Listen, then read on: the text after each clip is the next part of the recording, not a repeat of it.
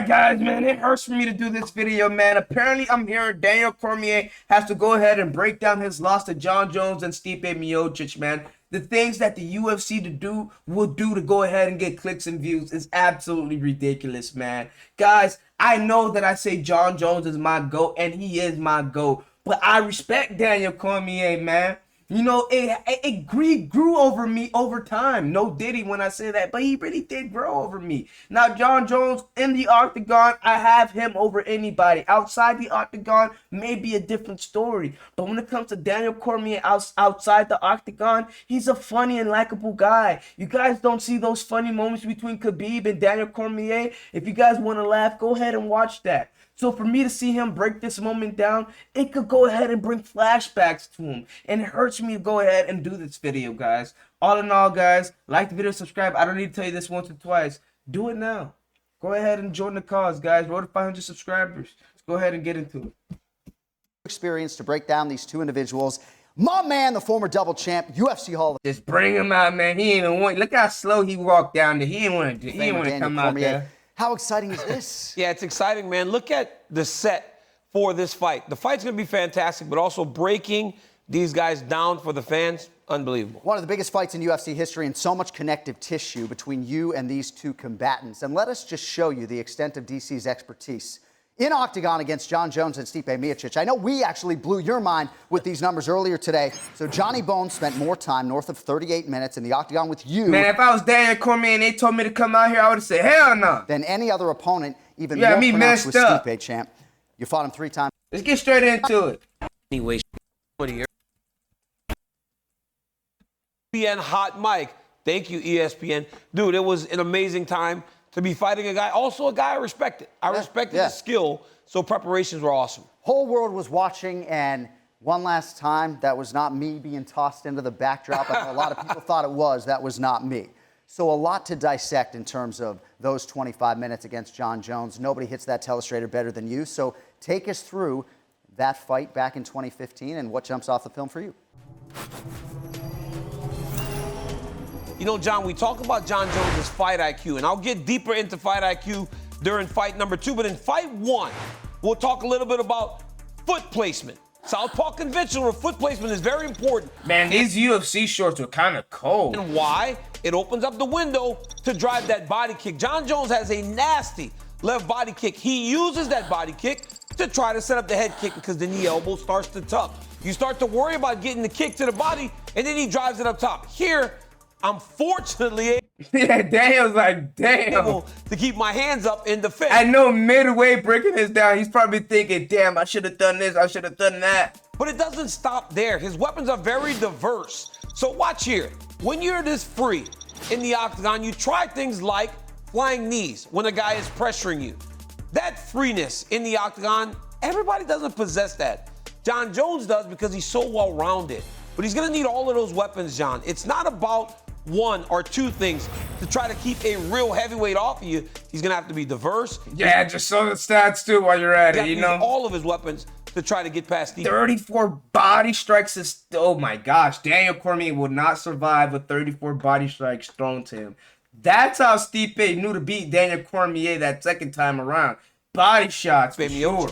All right, well, like it or not, genetics does play a role in professional sports. And for Daniel Cormier against Jon Jones, giving up a full foot in reach, what was that experience like relative to maybe your expectations going in? Well, the experience was it was fun. John it was Anik, big. man, what I a did friend, hit him huh? too. I know it doesn't look like it on the clip, but I did land some shots. But you know what I learned about Jon Jones in that fight was that he's much tougher than I gave him credit for. He also is very diverse with his attacks. It's never the same thing. It's body kicks, it's knees, it's elbows. He does a really good job of mixing everything up, and he was much bigger than I expected. Not only the reach, John, but his height. He's very long. He almost feels like a blanket draped over the top of you whenever you're in the clinch because he's so tall and he's so big in terms of his upper body. But heaven forbid on the DC Breakdown show that maybe we get one of your strikes in there. Producers showing. Look at that. Anybody break this down. Chael Sonnen would have broke his fight down with no problem. Daniel Cormier, you bring him out. Cormier, no love here today. But all right, so that's the story on 2015. Second meeting between Jon Jones and Daniel Cormier, your favorite city.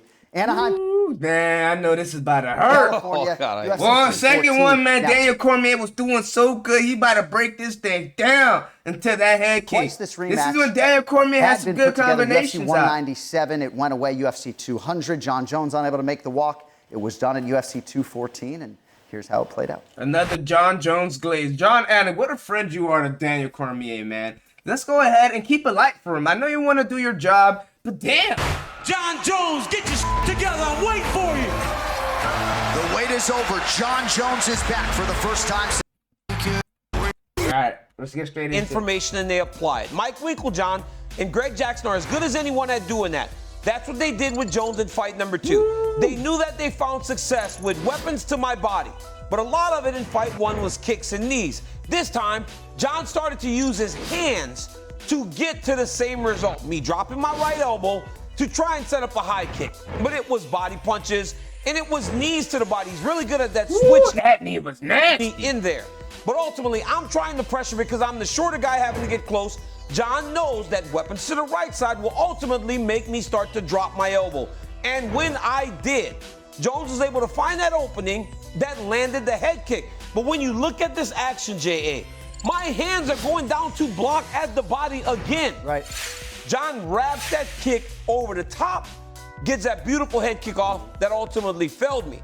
But again, I'm going to the body. I've got to go down. Yeah, he's trying to go ahead and explain that real quick. To land that. John's a taller guy. Yeah. He will not have as much of a height John Anik not trying to hear that. Let's get back to the booth, man. advantage over Stipe Miocic. John Anik don't give a damn. But you see right there on display the brain and the fight IQ of John Jones. And the willingness to study film. But now we are 7 years later. He's competing as more of an unknown, a heavyweight, right? Seemingly won't be as fast. The way John So you Anik still walked think that out, he didn't give a is damn what willing and DC was able to saying. Throw volume kicks against Stipe. He's going to need to. Yeah. Because here's the deal. You don't know your limitations until you have to go through them and deal with them and face them. We don't know who he is at heavyweight. We saw him fight Cyril Gane, who was as overwhelmed as anyone I've seen in a big situation before in my life. Stipe will not be that. Stipe Miocic has been here before. He's been in the big fight. John will have to be that, though. Because if he's any less than who he was before, I don't know if that's good enough.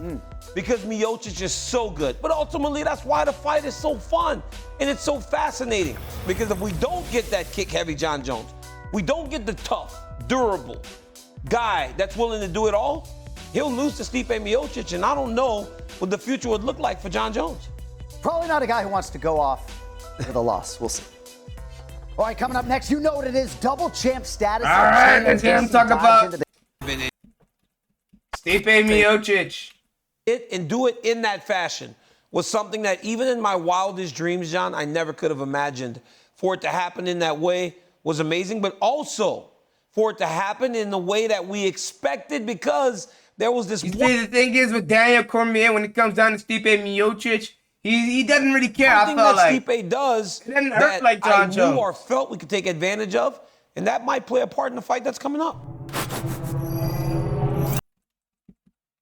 That Stipe took initiative in those clinches, but right here, notice when I would redig the underhook, Stipe Miocic's left hand was always low. He was trying to control my overhand with his thumb blocking, but instead, you wrap that punch around that low straight arm, and if you land it with enough impact, that's exactly what you get. That is a thing that Stipe Miocic cannot do in this fight with John Jones, because while Jones may not land a punch that can hurt him in that way, Right. there are different weapons he can use. Elbows, spinning back elbows, all those creative weapons that could be a problem for Stipe Miocic. All right. That's got to be fun for you to watch that back, No, I right? don't. I mean, not like John, like what the hell? Like just go ahead and do this. change your checking account balance, I would think.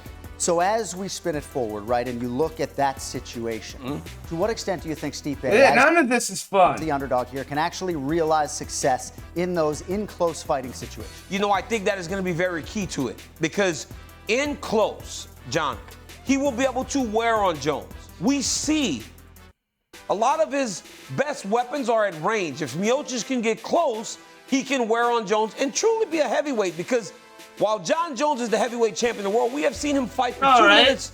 So that's really about it for the most part. He really didn't go crazy when it comes down to Stipe Miocic for the most part. Kind of kept it light. You could tell him and Stipe didn't really hurt home compared to John Jones. But all in all, guys, I don't need to tell you this once or twice. Like the video, subscribe, man. I don't need to tell you that again. It's your boy Federer. See you later.